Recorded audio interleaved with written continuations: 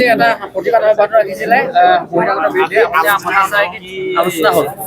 যোৱা 13 তাৰিখে শিৱসাগৰ চহৰত জিনি দাস নামৰ এগৰাকী ছোৱালীক দুজন ব্যক্তিয়ে তেওঁৰ ওপৰত শাৰীৰিক আতিশায্য চলায় বা তেখেতৰ ওপৰত আক্ৰমণ কৰে। ঘটনাক্ৰমে দুইজন মাৰোৱাৰী সম্প্ৰদায়ৰ ব্যক্তি আছিলে যি তেওঁলোকক আক্ৰমণ কৰিছিল। ইয়াৰ পাছত শিৱসাগৰৰ বিভিন্ন দল সংগঠনসমূহে ব্যৱসায়ী সমাজক বা ইয়াৰ মাৰোৱাৰী সমাজক এখন সভালৈ মাতিছিল।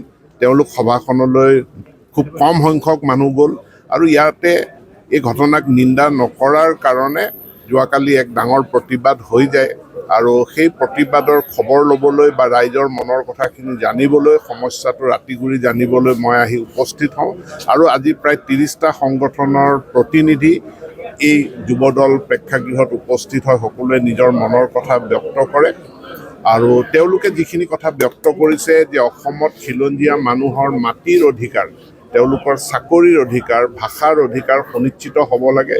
ইয়াত নিশ্চিতভাৱে এই চৰকাৰখনে ডক্টৰ হিমন্ত বিশ্ব শৰ্মা ডাঙৰীয়াৰ নেতৃত্বত আমি কাম কৰি আহিছোঁ।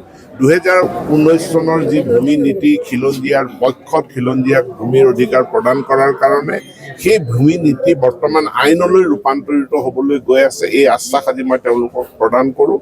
গতিকে অসমীয়াক অস্তিত্ব ৰক্ষা, খিলঞ্জীয়া মানুহৰ অস্তিত্ব ৰক্ষা, অধিকাৰ ৰক্ষাৰ প্ৰশ্নত উত্থাপিত সকলোবিলাক প্ৰশ্ন, সকলোবিলাক বিষয় দাবী চৰকাৰখনে কৰি আছে আৰু যদি কিবা কৰিব লগা প্ৰয়োজন হয় আমি সেইখিনি আলোচনা সাপেক্ষে আগবঢ়াম। যিটো দুখন সমাজৰ মাজত ভুল বুজাবুজি হৈছিল, কমিউনিকেশ্যন গেপ হৈছিল, সেই কমিউনিকেশ্যন গেপটো আজি ইয়াৰ এটা পৰিসমাপ্তি হৈছে।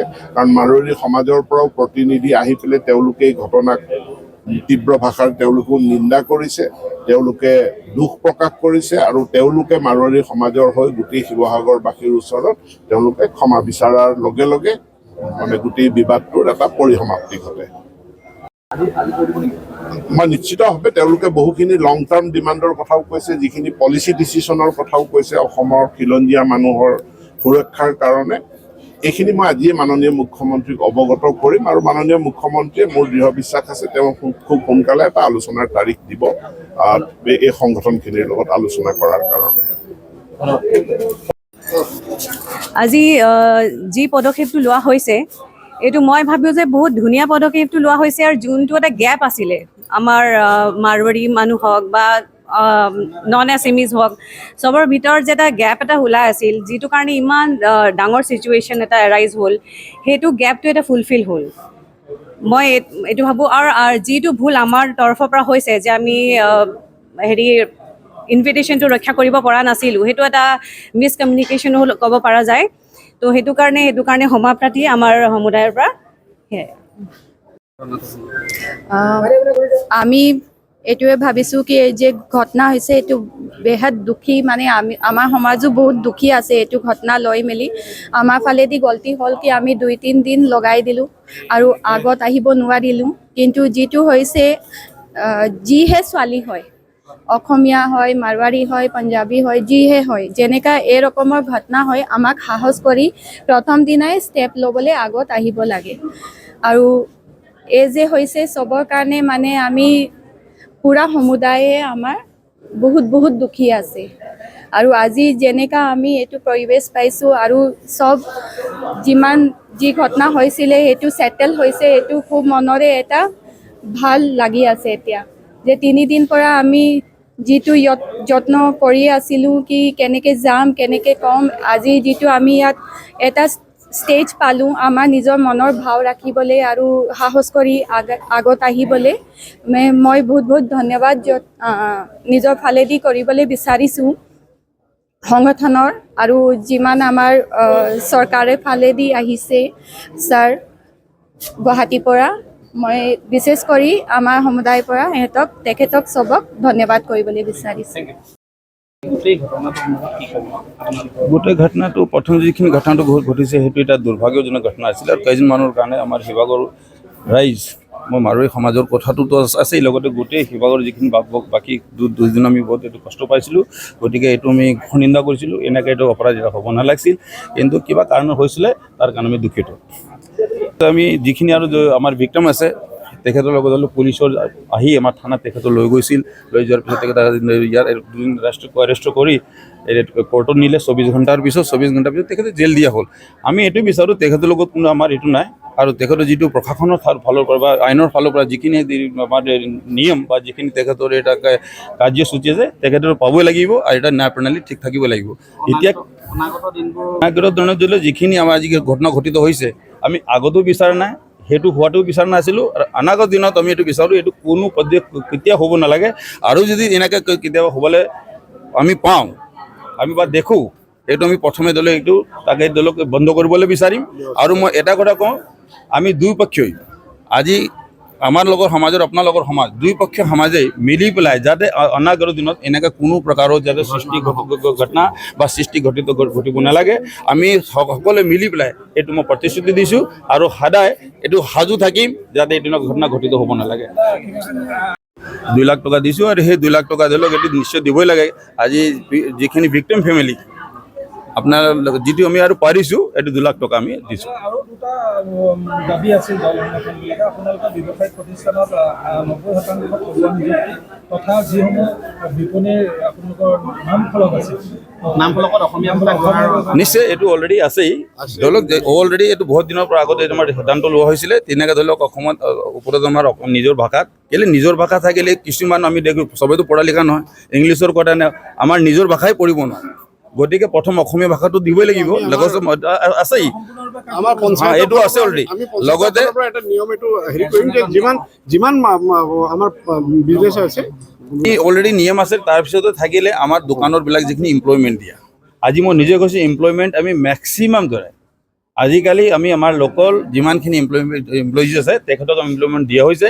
আৰু এমপ্লয়মেণ্ট দিয়াৰ আগত যিমান কিছুমান মানুহ এতিয়া গাড়ী কিনি লৈ আনে, বেংকৰ লোনটোকে দিব পৰা নাই, আমাক সদায় কয় যে এইটো কেনেকৈ কি হ'ব। তো সেই বেংকৰ লোনৰ কাৰণে তেনেকৈ আমাৰ বহুত গাড়ী ঘোৰা আছে। তাতে আমি এইটো বিচাৰোঁ যে এখেত লগত অলপ কিবা এটা ভাড়া চাড়া লৈ আমি বেংকৰ যাতে লোন দিব পৰা যায়, আৰু নিজৰ ফেমিলি যাতে ধুনীয়াকৈ চলাব পাৰে। মানে যিখিনি নাই সেইখিনিতো এই কথাটো ইমপ্লিমেণ্ট হ'ব, যিখিনি নাই যদি এইটো নিশ্চয় হ'ব।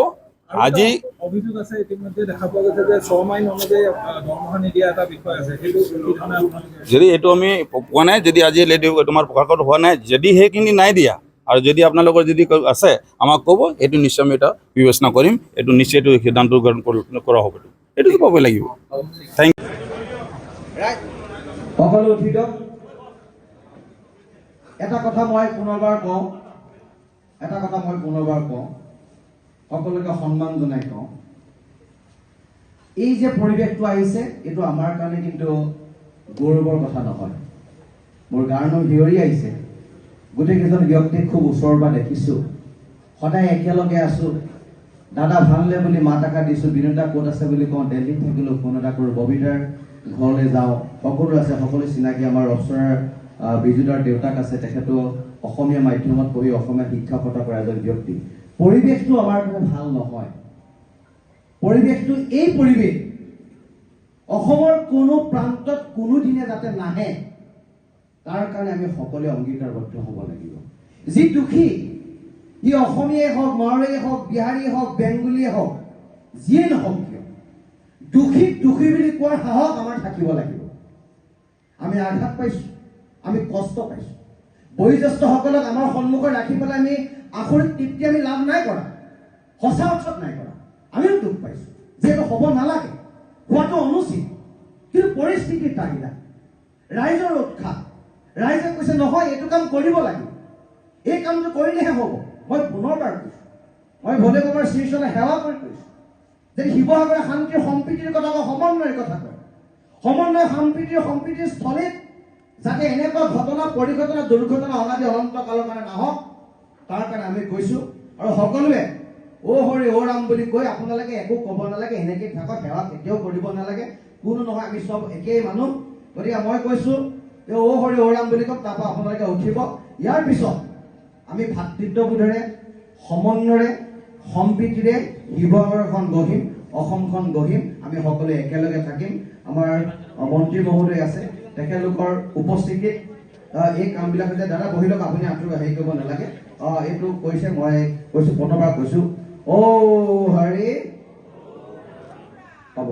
আপোনালোক উঠক। দাদা একো নাই, আজিৰ পৰা শিৱসাগৰ ব্যৱসায়িক প্ৰতিষ্ঠানসমূহ খোলা থাকিব আৰু কোনো যাতে ইয়াৰ সুযোগ আৰু সুবিধা লৈ কোনো যাতে ব্যৱসায়িক গোষ্ঠীক পইচা পাতি ডিমাণ্ড নকৰে, সেই কথা 30টা সংগঠনৰ নেতৃত্বই কিন্তু বিচাৰ বিশ্লেষণ কৰিব লাগে।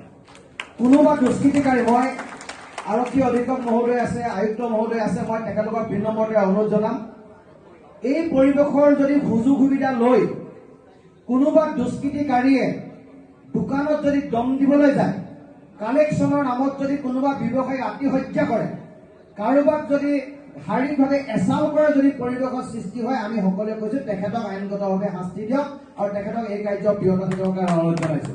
আৰু আমি শিৱসাগৰৰ প্ৰতিজন নাগৰিকে এই ধৰণৰ পৰিৱেশ আমি কামনা নকৰো আৰু আমি ভগৱানৰ শ্ৰীচৰণে সেৱা কৰিছো যাতে এনেকুৱা পৰিৱেশ নহওক। মই বিনোদাক বিনম্ৰতাৰে অনুৰোধ জনাওঁ, ববিতা আছে, আমাৰ গোটেইসকল আছে। যিটো দুখ হৈছে সেইখিনি আপোনাৰ লগত যেনেকৈ আজি আমাৰ সভাৰ যিটো নিৰ্ণয়, যিটো মৰ্মস্থলী যিটো হৈছে, সেই হিচাপত আপোনাৰ লগত আমি আজি আহি উপস্থিত হৈ সেইখিনি আমি আপোনাৰ সন্মুখত হাজিৰ হৈছো। ধন্যবাদ। জয় অসম। বিশেষভাৱে ধন্যবাদ জ্ঞাপন কৰিছো। খালি আমাৰ ফালৰ পৰা এটা প্ৰস্তাৱ যে আপোনালোকৰ সমাজৰ ফালৰ পৰা, যিহেতু ছোৱালীজনী অত্যন্ত দুখীয়া ঘৰৰ এজনী ছোৱালী, তাইক ফিজিকেলি এটেক কৰা হৈছে, তাই বহুত শাৰীৰিকভাৱে অসুস্থ, যে আপোনালোকৰ সমাজখনৰ ফালৰ পৰা, ব্যৱসায়িক গোষ্ঠীৰ ফালৰ পৰা এটা এককালীন সাহায্য, আজি মন্ত্ৰী মহোদয় আছে, আমাৰ আয়ুক্ত মহোদয় আছে, আৰক্ষী অধীক্ষক মহোদয় আছে, টাইম মন্ত্ৰণ পেকেটৰ সন্মানীয় অধ্যক্ষ মহোদয় আছে, তেখেতলোকৰ আগত আৰু আমাৰ গোটেই সাংবাদিক বন্ধুসকল আছে, গোটেই ৰাইজসকল, তেখেতলোকক যদি এই ছোৱালীজনীক চিকিৎসাৰ ক্ষেত্ৰত বা উন্নত চিকিৎসাৰ ক্ষেত্ৰত এটা এককালীন সাহায্য যদি আপোনালোকে প্ৰদান কৰাৰ কথা যদি ইয়াত ঘোষণা কৰে, আমি নথৈ আনন্দিত। আমি নকওঁ যে আপোনালোকে ইমান টকা দি দিয়ক, কিন্তু আমি কৈছো যে আপোনালোকৰ সমাজখনৰ ফালৰ পৰা সেই দুখীয়া নিষ্পেষিত নিপীড়িত ছোৱালীজনী আপোনালোকে এটা এককালীন সাহায্যৰ কথা ঘোষণা কৰি দিয়ক, আমি নথৈ আনন্দিত হ'ম।